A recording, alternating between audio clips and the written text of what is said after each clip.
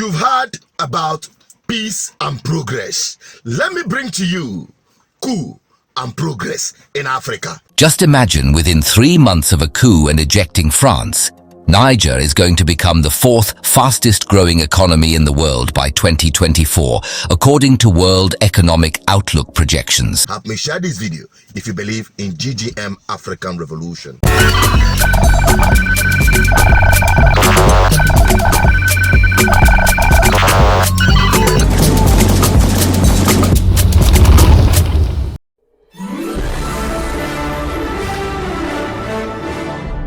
You're welcome back again. This is BVI Channel 1, where we tell you undiluted truth. I can tell you, since after the coup in Niger Republic and also in Burkina Faso, they have witnessed geometric proportion of progress in their economic advancement since purging themselves out from the manipulation and grip of France. Take a look at this video, as well documented. Just imagine within 3 months of a coup and ejecting France, Niger is going to become the 4th fastest growing economy in the world by 2024, according to World Economic Outlook projections. And Niger will be the fastest growing economy in Africa. Some of you may ask, where is Ibrahim Traore on this? Well, Burkina Faso will be the 9th fastest growing economy in the world by 2024 and the 6th fastest growing economy in Africa. There are other countries in Africa that are making good progress, like Libya, despite being in war mode. But I just wanted to focus on Niger and Burkina Faso because of the obvious reasons. You know, when Niger increased the price of uranium from 0.8 euros per kilogram to 200 euros per kilogram. Immediately after the junta ejected France, critics laughed at them. Now see who is laughing. Imagine French companies were selling Niger's uranium at $200 per kilogram and giving $11 to Niger. But 200 euros versus 0.80 euros? I wasn't prepared for that. Anyway, I want to say congratulations, Niger. Africa is rising, and this is our moment. Listen to this video. Even our thieves are not patriotic. When they steal from Africa, they invest in Europe. They don't believe. The minister said, fix our own government, get a governance system. The people in charge of governance systems steal and invest elsewhere as an indictment or an affirmation of their own incompetence and incapacity. But the second bit is that I think both His Excellency Moussa Faki, Professor Lumumba, and the minister indicated, when you grow a disconnect between the people who give you legitimacy, who are the ultimate resource for the transformation of any nation, when you grow a disconnect between your culture, Amilcar Cabral said, every revolution is first a cultural revolution. There were 200 coups in Africa between 1965 and 2012. In the 1960s, there was at least one coup every 60 days. In the 1970s, barely 18 years after Ghana's independence, at least 85% of African states had some coup experience or the other. And West Africa accounted for almost 44% of those. I mean the coups between 1958 and 2008. There was a temporary reprieve in the period post-1990. Some academics have suggested this because Africa had become more democratic. I want to disabuse you of that notion because it's lazy intellectualism. What had changed was that Western interest in a unipolar world, in changing regimes, had dissipated. The West no longer needed to use force. There was no competitor, either ideological or otherwise. What had essentially happened, there was dominance of one set of interests. So as we reflect on unconstitutional change of government, it's not just mere tinkering at the local level, but it's also what explains the ouster of Nkrumah, the assassination of Lumumba, the assassination of Sankara, the assassination of Amilcar Cabral, the assassination of Samora Machel, the ouster of Sekou Touré. What is the fact? That in a unipolar world, the appetite to change had dissipated. as we see greater polarization between the West, the East, and the Middle, we're going to see once again an intensification of interference. First African country got independent 1957. There is not a single Jewish person who will allow you to forget the Holocaust. And in fact, there are crimes, not just in Israel, across the world against denial of the Holocaust. US foreign policy, Israeli foreign policy is very key. It's a central issue. Africans, for some reason, must forget something that happened 50 years ago. If you are Zimbabwe, 80 years ago. Listen, we must always remind our friends from Europe and elsewhere that slavery was a crime against humanity, as is colonialism and neo-colonialism. That killing Sankara in 1984 because you are opposed to communism and plunging his country into chaos that you are now trying to solve as a problem of poor governance is a shared responsibility.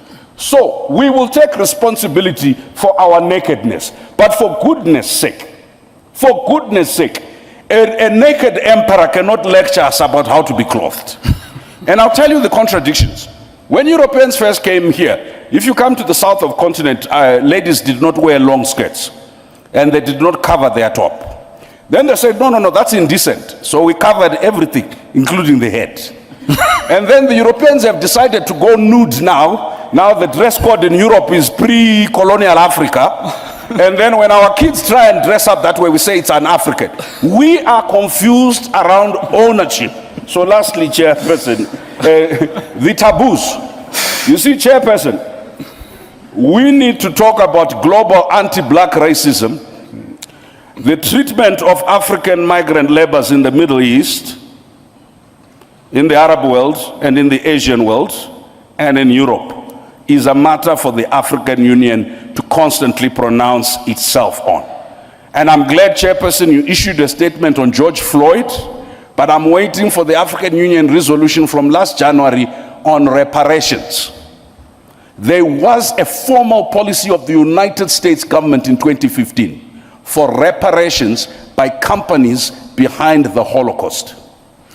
There needs to be, the conversation on reparations is not to be settled by African political elites, right? Today, Zimbabwe is paying back white commercial farmers reparations. But when you talk about any reparations, it's like the black body is not worth repair. What we must do is endure, be resilient, go forward, don't look back, trudge on. But today, with the scramble for Africa that PLO was talking about, they will interfere here, whether we put in place the right policies or we put in place the good governance. Why? They need the lithium. And if your right policy is not consistent with their green energy transition that they control, they will take you out and they will cause instability. We cannot do it as single countries. We are not uniting because it's the good thing to do. We are not uniting because it's the principled thing to do. If we don't unite, we will perish. If each one of our small countries, as economically unviable as we are, rush in order to prove distinctiveness, I'll tell you what will happen. We will be so fragmented intellectually, politically. Our institutions will have no meaning. Let me end with something more positive. I think Pan-Africanism flavor is alive today.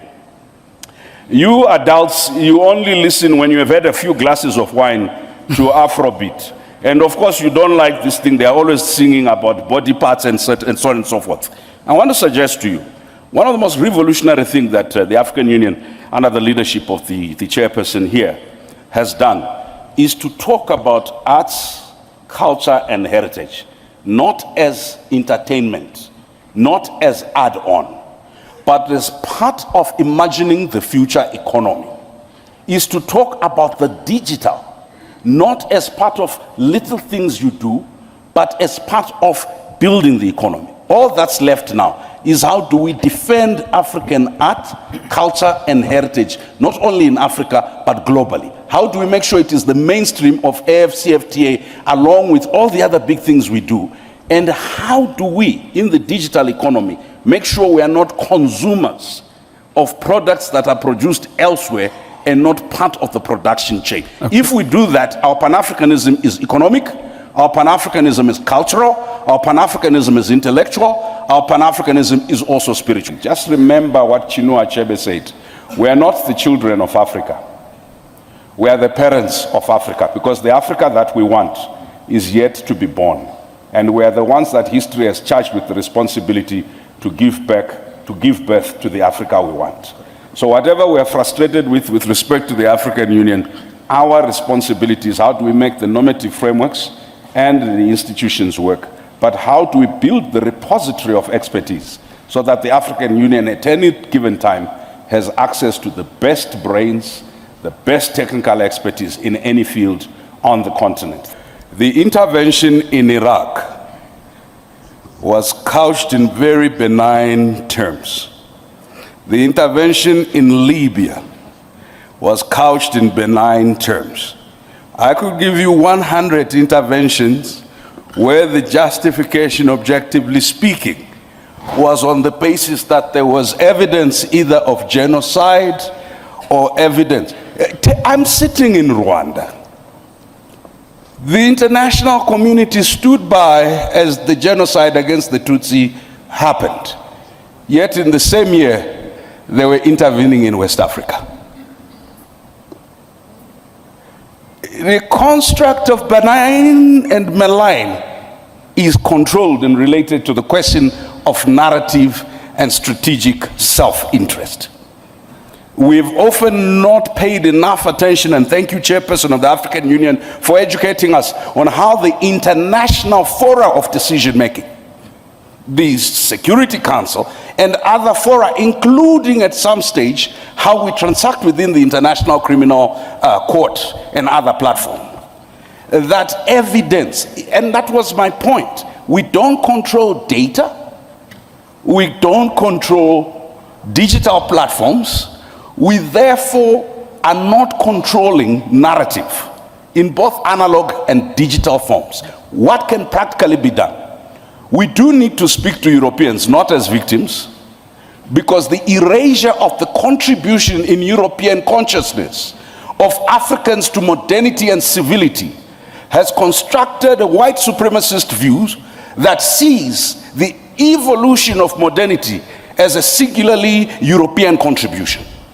And it is only now that our young researchers are beginning to excavate the contributions of black people, of Africans, towards inventions.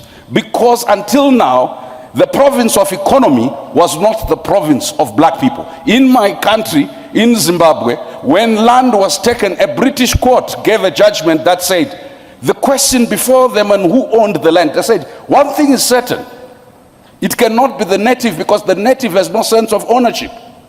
It was on that basis that land was taken. Number two, on the question of economics, even we pejoratively only talk about our people as informal law, informal economy, yet the informal economy is formal. That's how India developed through its cottage industry. That's how we have a psychotic addiction to colonial definitions of what, and that's why Professor Ashraf is correct. It's not just a narrative about our contribution historically, it's a narrative about our contribution now. Our young people who developed M-Pesa, which is now being used globally, who developed Ushahidi, which has been used by over 300,000 organizations, including the Japanese, the US military, and the NATO forces, are never sufficiently credited. Why? Because it is not in the current psyche of most Europeans possible that Africans are anything else except the object of charity that deserve our mercy and our pity. Why? Because they are governed by tyrants, right? Or Africans are incapable of ethics. And we've constantly said that Switzerland, which received the Abacha loot, which received the loot from the then Zaire and now DRC, has constantly been ranked in anti-corruption indices as the cleanest country in the world. PLO and I are lawyers. The receipt of stolen property is theft at law. How is it that you will have Nigeria and Kenya ranked so far, and yet the country that receives the money ranked so up? I think that if you're changing narrative, you also have to change behavior. Our African leaders and citizens constantly confirm the European caricature, an object of pity. When we come into this spaces, we can never transact revolution in courtesy. I like to be civil, to be courteous, right? But each time I start pointing to atrocities committed by African governments, the Europeans and the Americans cheer me up. Each time I refer to the historical atrocities and continuing atrocities committed first by governments and by companies that are dumping cyanide into our underground water and nuclear waste, right? You know what it is said? This is retrogressive. It's undermining investment. It's again, listen, we cannot win the narrative battle by arguing in pockets. They are happy us talking about our localized, indigenized oppression. They are never happy us talking about the question of distribution and redistribution of the global economy, of global power. And what Nkrumah and others realized in 1963 at the founding conference, if Africa is not represented, if Africa does not own its narrative, but you can't own your narrative if your leadership is totally disconnected from its people. You can't own your narrative if your intellectuals are totally disconnected. We have underinvested in rural areas and slums where the majority of our people are. In fact, we treat them as security threats and they are over-policed. Number two, we have underinvested in our academic and research institutions. We'd rather bring McKinsey and bring Deloitte and Touch. They will help us do AU reform. Why? Because there are no African consultancies that we know. Even if they exist, we have no relationship with them to help us with AU reforms, with anything else. And this is not a pronouncement on McKinsey or Deloitte. It's a pronouncement on ourselves. We have not, as a leadership, begun to recognize that the native is capable of knowledge. The native is capable of economy. The native is capable of invention. You can't change the narrative if the starting premise is we're trying to be like Europe and to catch up. We can't change the narrative when we're constantly trying to learn from others without understanding, and I'll end with that. What William Tunga said, the former Chief Justice of Kenya. He says, let's not engage in this romanticist view that there can only be one way to learn. We first must indigenize knowledge. That's what I said, learn from our culture and traditions. Number two, we must diversify who we learn from. We can not only learn from the West, we need to learn from everybody who has something to teach. Number three, we must domesticate what we learn. If we're going to learn anything, let's domesticate. I think the chairperson and the minister said it's consciousness.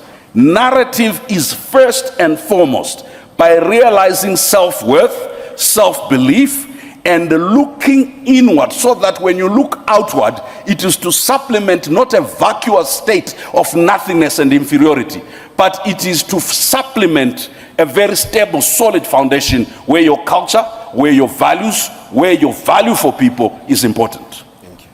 Wow. A people that cannot feed themselves, that depend on foreigners to feed them, will become slaves, either willingly or by force, until this continent assures its stomach infrastructure by its ability to feed itself, until this continent assures its mental infrastructure by the ability to think for itself and ideate. Then this continent will be thought for by others, fed by others. There's no liberty without these liberated intellectual zones and the ability to feed yourself. So interference happens because of our own inferiority and because of the supremacist views of others. That is it. That is it, my people. Whoever tells you nothing good comes out of coup. Yes, to some extent it could be fine, but when it comes from patriots, Pan-Africanists, those who keeps their people first in everything, like we had in Niger Republic, genuine takeover of power by the people through the military officers. That is what we call coup, as we have it in Niger Republic. That is why they are running kitty and kata. Who is the biggest loser? France. Who is the biggest gainers? It is the African people, the Niger people, and the Burkina Faso. And also, as much as we crave for democracy, I must tell you, democracy is relative. Whatever works for you and the people's participation and support makes it legitimate and the best form of government. Let the fools contest. Masuchined Peters, a Pan-Africanist. What is your take on this? Share this video to everyone. Bye-bye for now.